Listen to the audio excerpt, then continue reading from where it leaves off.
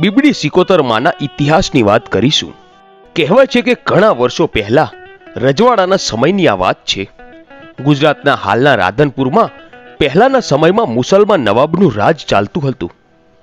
નવાબને એક ઉર્મા નામની દીકરી હતી. દીકરીને કામરૂ દેશની વિદ્યા જાણવાની ખૂબ જ ઈચ્છા હતી.